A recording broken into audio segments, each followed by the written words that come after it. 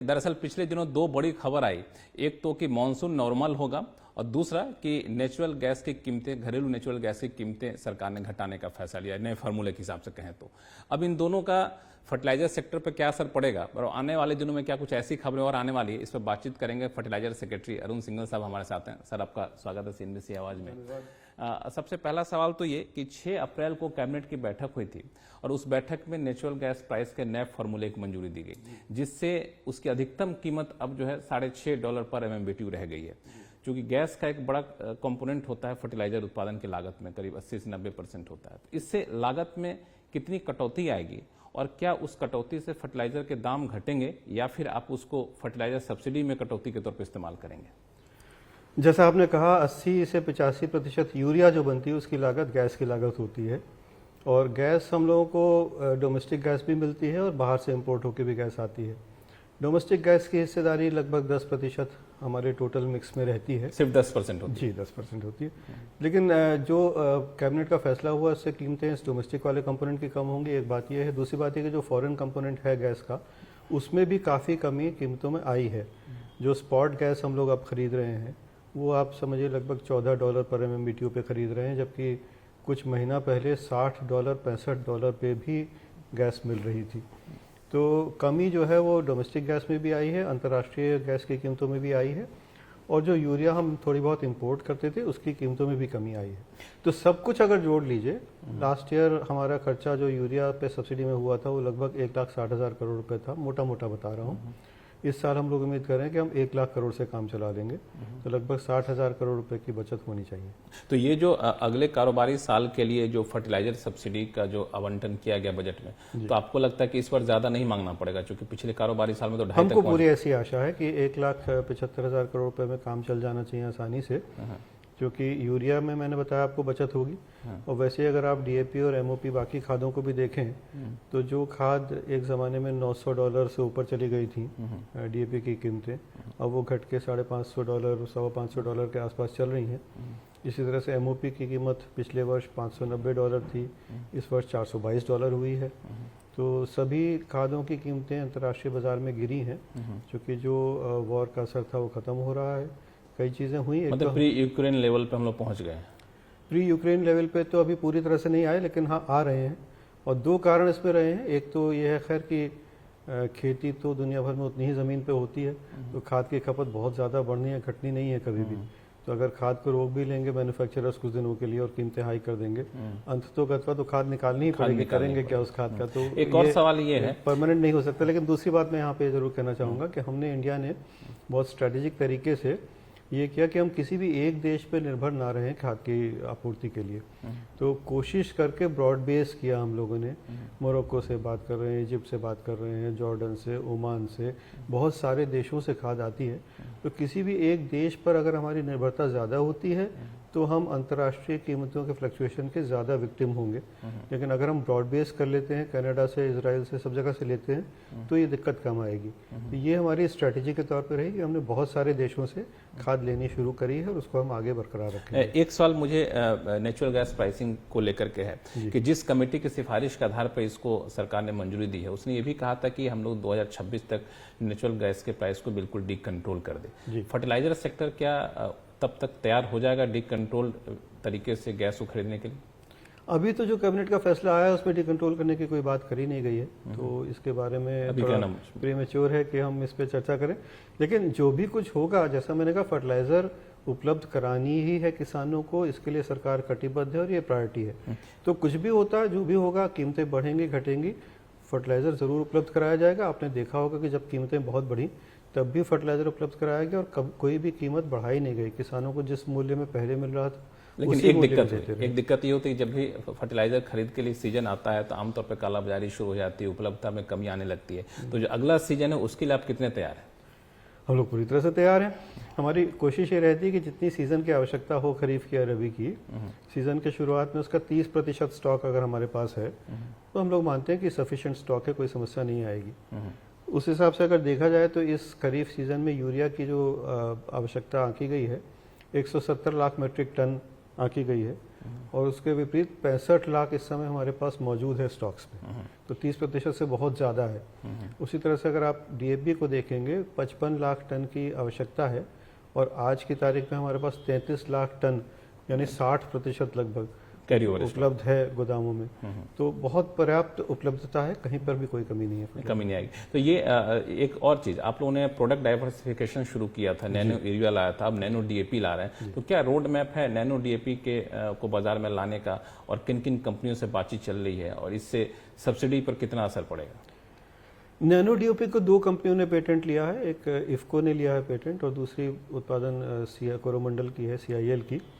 दोनों को कोरोमंडल इंटरनेशनल जी, तो दोनों को कृषि विभाग ने मंजूरी दे दी है। दोनों तरह की नैनो डीएपी अब बनेगी और इससे बचत कितनी होगी ये आगे का प्रश्न है। हम लोग ये मानते हैं कि रिप्लेसमेंट कितना होगा ये देखने की बात है।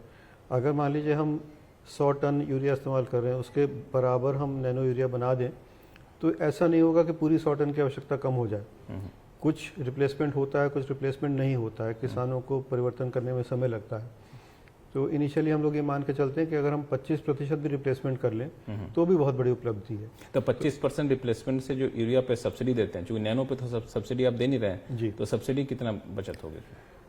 अब 25% अगर हम यूरिया में देखें तो आज की तारीख में करीब 25,000 करोड़ रुपए की बचत हो जाएगी और हम लोग मानते हैं कि 2025 आते आते सारी इंपोर्ट आयात बंद हो जाएगा यूरिया का। 2025 तक यूरिया का इंपोर्ट करने की जरूरत नहीं बिल्कुल बंद हो जाएगा, क्योंकि नैनो यूरिया हमारे पास होगी। हमारे प्लांट्स की कैपेसिटी भी बढ़ती जा रही है, तालचेर का प्लांट भी आ जाएगा 2025 तक, तो हमारी खुद की उत्पादन की क्षमता हो जाएगी 297 लाख मीट्रिक टन। इसके अलावा कुछ हम क्षमता के परे जाके भी प्रोडक्शन करते हैं, अगर सारा मिला लें तो करीब 330-340 लाख मीट्रिक टन उत्पादन यूरिया का देश में हो जाएगा। टोटल आवश्यकता आज की तारीख में 350 लाख मीट्रिक टन की मानी जाती है। तो इतना उत्पादन हो जाएगा, नैनो यूरिया भी आ जाएगी, तो निश्चित तौर पे 2025 तक सारी इंपोर्ट यूरिया की बंद हो जाएगी। ये आपने बहुत बड़ी बात कही कि 2025 तक यूरिया इंपोर्ट करने की जरूरत ही नहीं पड़ेगी। नैनो डीएपी भी शुरू कर रहे हैं तो उसके भी रॉ मटेरियल की इंपोर्ट करने की जरूरत पड़ती रहेगी कि नहीं, उसमें भी कुछ ऐसा टारगेट रखा आपने? नैनो डीएपी तो अभी आनी है मार्केट में। नैनो डीएपी, नैनो यूरिया तो 1-1.5 साल से आ रही है, आप देख रहे हैं। नैनो डीएपी अब इंट्रोड्यूस होगी तो उसमें थोड़ा समय ज़्यादा लगेगा, लेकिन यूरिया जैसे हम देश में बनाते हैं, मैंने आपको बताया, डीएपी और एमओपी हम देश में बहुत कम बनाते हैं, क्योंकि फास्फोरस हमारे पास नहीं है और पोटाश हमारे पास नहीं है। तो जो डीएपी हम बनाते हैं 50-60 हज़ार मीट्रिक टन बनाते हैं, उसके लिए भी रॉ मटेरियल इंपोर्ट ही करना पड़ता है। तो कुछ इंपोर्ट तो हमेशा रहेगा। अगर आप टोटल रिप्लेसमेंट नहीं करेंगे तो डीएपी का, एनपीकेज का और एमओपी का कुछ इंपोर्ट तो हमेशा रहेगा। यूरिया में इंपोर्ट बिल्कुल बंद हो जाएगा। तो ये जो बजट में, इसके अलावा बात करूं तो बजट में जो ऐलान किया गया था पीएम प्रणाम योजना, इसके तहत कोशिश ये गई थी कि फर्टिलाइजर सेक्टर में भी उसका बेहतर तरीके से उपयोग हो। इसका अपडेट क्या है, कब तक इसको लागू करेंगे हम? पीएम प्रणाम बहुत ही खूबसूरत योजना है। अब हम लोग ये जानते हैं सभी कि मिट्टी जो है उसकी फर्टिलिटी, उर्वरा क्षमता जो है कम होती चली जा रही है और आप लोग देखते होंगे कि उसी उत्पादन के लिए अब और ज़्यादा फर्टिलाइज़र डालना पड़ता है। तो केमिकल फर्टिलाइज़र जब आए थे ग्रीन रेवोल्यूशन में, उसके कारण ये तो हुआ कि देश में उत्पादन बढ़ गया और आज हम लोग सबके पास अनाज है खाने के लिए, कोई समस्या नहीं है। इसमें बहुत बड़ा योगदान केमिकल फर्टिलाइज़र्स का है, उसको नहीं अनदेखा किया जा सकता। लेकिन साथ साथ ये भी बात सही है कि मिट्टी की क्वालिटी ख़राब होती चली जाती है और जब तक मिट्टी में ऑर्गेनिक फर्टिलाइज़र ना डाला जाए तब तक उसका जो ऑर्गेनिक कंटेंट है वो कम होते चले जाता है, तो उसकी उत्पादकता कम होती चली जाती है। अब आप देखिए कि सारी सब्सिडी जो है केमिकल फर्टिलाइजर्स पे वो भारत सरकार देती है और जो सारी मशीनरी किसानों से बातचीत करने की है, एक्सटेंशन की है, वो सब राज्य सरकारों के पास है। राज्य सरकार पावर की सब्सिडी देती हैं, राज्य सरकार इरिगेशन की सब्सिडी देती हैं किसानों को, लेकिन फर्टिलाइजर की सब्सिडी पूरी तरह से 100% भारत सरकार ही देती है। पीएम प्रणाम योजना के तहत इसको टैकल करने का प्रयास है कि हमें मिट्टी, धरती माँ की उर्वरा क्षमता को रेस्टोर करने का हमारा ध्येय है और उसमें हम राज्य सरकारों की सहभागिता चाहते हैं।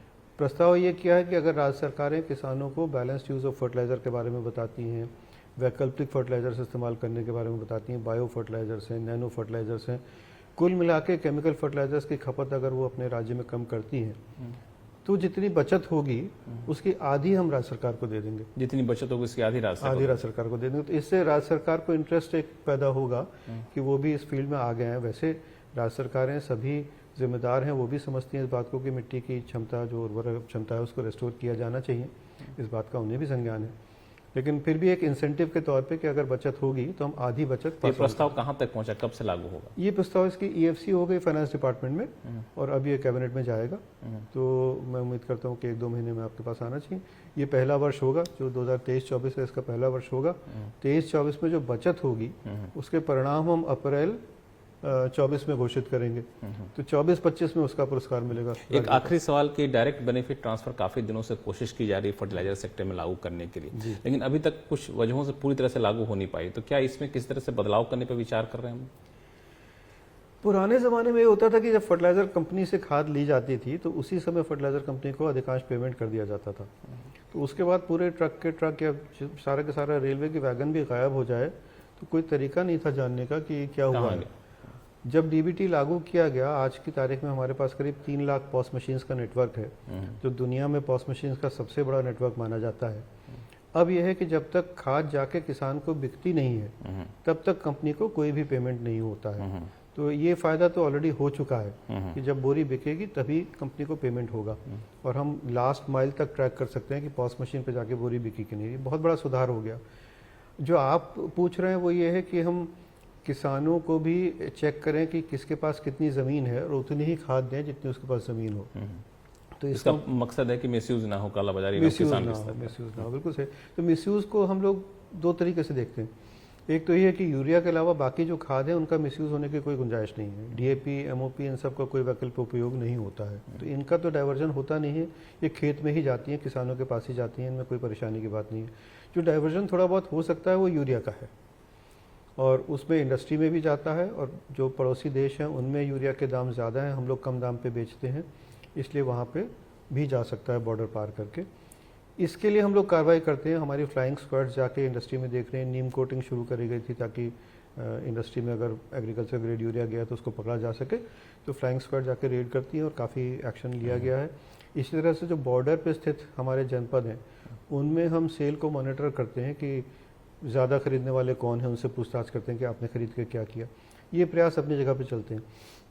लेकिन जो आपने सवाल उठाया कि हम किसान की लैंड होल्डिंग देखें कि कितनी ज़मीन है किसान के पास और उससे कोरिलेट करके उसको खाद दें, ये अभी तक हमने व्यवस्था नहीं करी। अभी हमारी नो डिनाइल पॉलिसी है कि कोई भी खाद लेने आएगा तो उसको देंगे हम।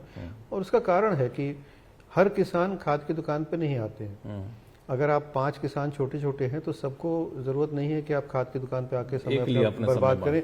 एक से तय हो जाता है, 5 में से एक जना चला आया, उसने बाकी 4 की भी खाद ले ली। तो ऐसा नहीं होता है कि हर किसान वास्तव में स्वयं खाद की दुकान पर आए। और अगर हम मजबूर करेंगे कि हर किसान आए तो एक तो भीड़ बढ़ेगी, दूसरी असुविधा भी होगी।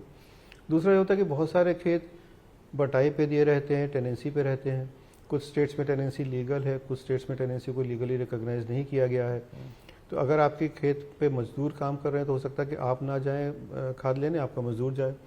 तो जो आदमी खाद की दुकान पे आता है वो डेफिनेटली खेत का मालिक होगा, ये ज़रूरी नहीं है। जरूरी नहीं। तो जब भी हम कोई सिस्टम ऐसा बनाते हैं इसमें हमें एक ऑथराइजेशन का प्रावधान करना पड़ता है कि कोई किसान चाहे तो किसी और व्यक्ति को ऑथराइज कर पाए कि मेरे ब्याह पे ये जाके खाद ले लेंगे। अब इसको करेंगे तो दिक्कतें आएंगी। तो हम लोग शुरू में पायलट प्रोजेक्ट चलाने की सोच रहे हैं इस बारे में।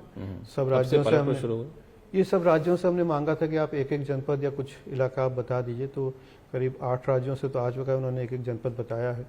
अब उसका कुछ सॉफ्टवेयर में चेंजेस करेंगे, कुछ उनके लैंड रिकॉर्ड्स सारे स्टेट गवर्नमेंट के पास होते हैं। तो ये जो चयन है कि किस व्यक्ति को कितनी खाद दी जानी है, ये सॉइल की क्वालिटी, जो टेस्टिंग की रिपोर्ट है, सिंचाई की सुविधा है कि नहीं, क्या क्रॉप बोई जा रही है, ये सब देख के स्टेट गवर्नमेंट तय करेंगी।